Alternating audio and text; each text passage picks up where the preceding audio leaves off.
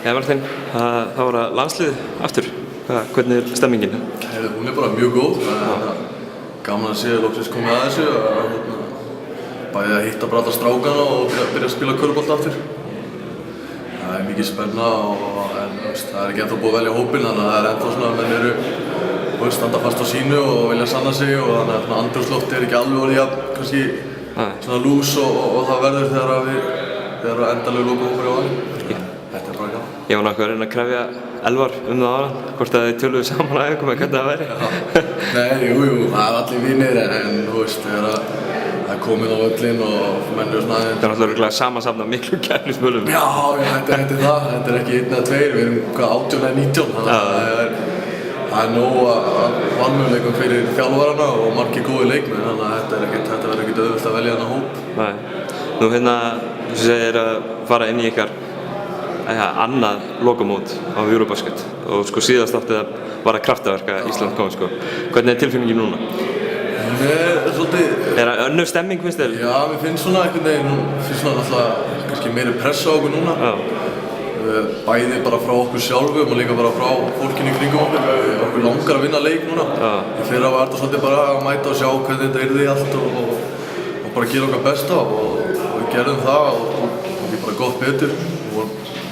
Nálægt í að vinna 2 leiki og núna svona erum við með annað svona kannski hugafar annars að kannski setja ómikla pressa á okkur. Við erum að fara að spila móti risaþjóðum en okkur langar að vinna leik og það er markmið okkar númer 1 og 3. Æfingaleiki núna á móti Belgíu og svo farið í svona frekar harða æfingaferð. Hverju ætlaði að ná út úr þessu?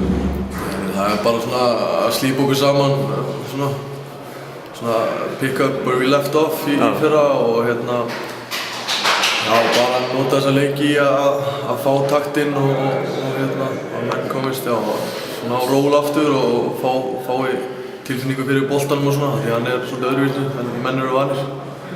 Það er bara svona, já, og eins og segir, líka bara að slípa þennan góða anda sem einkennir íslensku landsliðin og fá hennan baráttuvilja og svona og verðum við í flottum málum.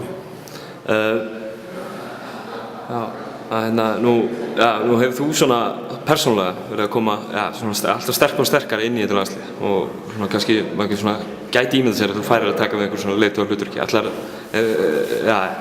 Finnur þú fyrir því gerast? Já, ég fekk svona aðeins mjög stefnað í fyrra, sérstaklega þegar Pavel ákvað að vera ekki með og Jón var eitthvað svona aðeins tæpur, þá fekk ég stærra hlutverk og mér fannst ég nýta það vel.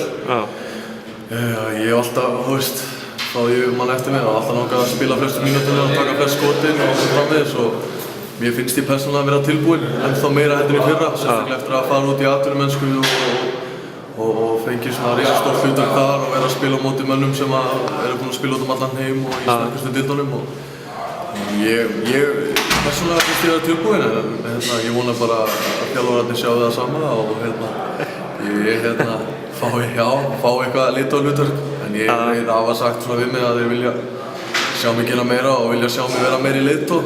Ég þarf bara að byrja að læra það betur og fínt að byrja svona ungur á því. Kannski kemur ekki við nóttu? Nei, þetta er ákveðin kunst að bæði vera að spila og vera leiðtogi á sama tíma og þurfa að hugsa bæði. Þannig að ég er alltaf að lifa og læra. Svona, kannski aftur að það persónulega, þú náttúrulega samdir við liðið í efstu deild í Frakklandi, stór skref fyrir þig væntanlega? Já, þetta er stór skref og kannski stærra en ég get ekki reynd fyrir. Franska A-deildin er orðin topp 5 eða 6 í Evrópu.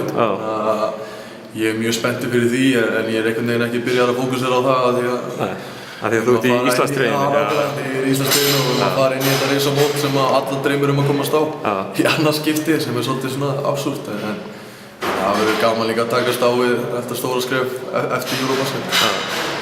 Styrkleikalisti FIBA, þeir eru í 23. af 24 mögulegum sætum. Gott eða slæmt? Það er ekki einu sæti betur en í fyrra, en senast. Við erum þá allavega búin að gera eitthvað. Jú, ég var svo sem ekki að búast við neina öðru. Við þrýfum svolítið á þessu underdog mentality, þannig að bara 23. bara hendur okkur. Ágætt. Herru, takk fyrir.